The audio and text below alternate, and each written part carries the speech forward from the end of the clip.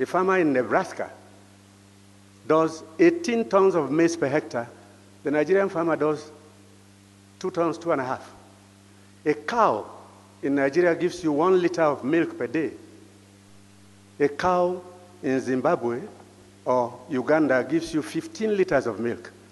And a cow anywhere in Europe gives you 40 liters of milk per day. What is the problem? Breed and nutrition. So what can we do? We simply have to go back to the drawing boards. First, there must be an extension office in every local government in this country teaching farmers how to plant, making sure the seeds they plant are the best quality, making sure that they know how to harvest without too much stress, because those feeding us are these peasants who are actually subsidizing our stomachs, and they are the poorest people in the country. We must have these extension centers teaching people how to organize fish farms and produce, how to grow chicken. We spend almost $22 billion a year importing food. And now that oil revenues have dropped, this country is in serious danger. If in 35 years' time, most of us won't be here, but we have children and grandchildren, we have a population of 450 million, the 3rd most populated country in the world, we're in very serious trouble indeed. So investment in agri, and the other issue which is affecting agriculture is this problem of extension workers. We need to review the curriculum to give a training that is pertinent to our own needs, and also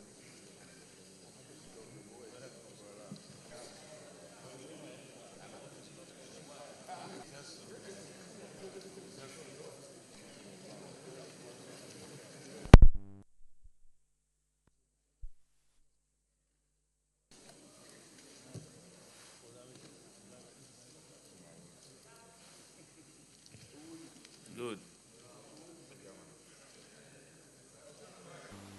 I also want to appreciate Our problem,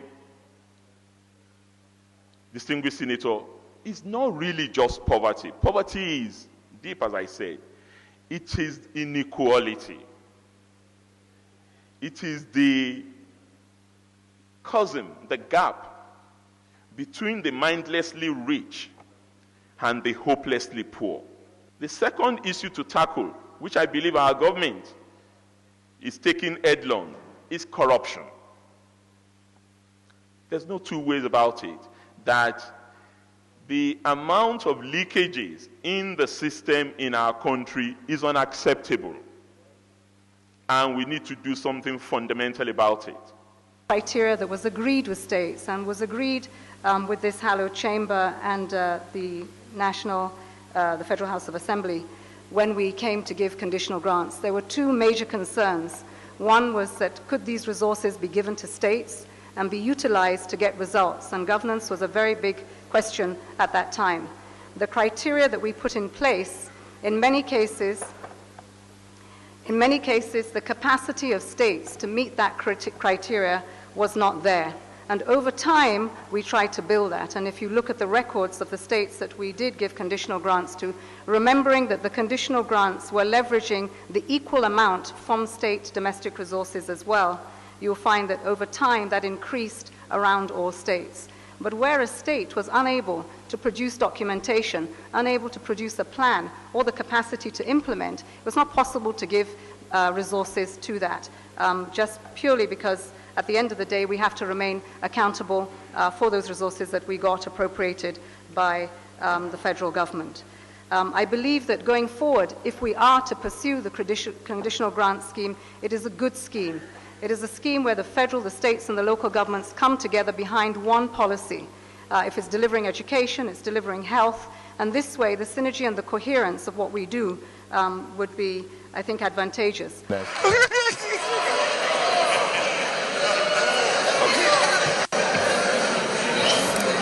Distinguished. I appeal to our brothers to second the motion.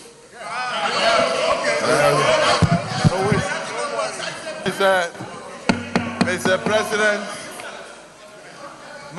my distinguished colleagues, we must maintain decorum because this is the Senate.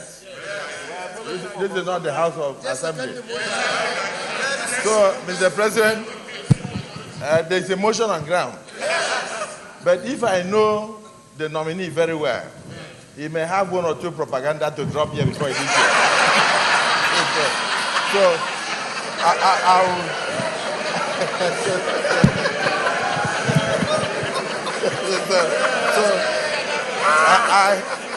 I would like to amend that motion while seconding.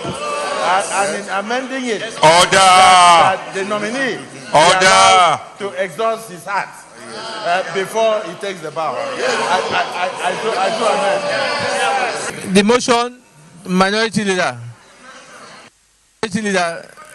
the motion raised put forward by the leader and seconded by you, and as amended. Those in favor of the motion as amended, say aye. Aye. Those against, say nay.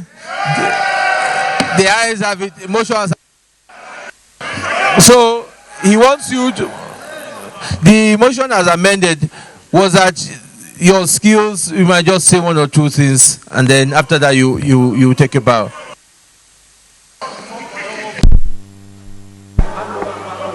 Yes. Thank you very much, distinguished senators. I would just want to say that my sole vision and mission, if I'm confirmed as the Minister of the Federal Republic of Nigeria, is that I am going to be as passionate, as committed, and as patriotic as I was when I was in opposition in government. Thank you very much.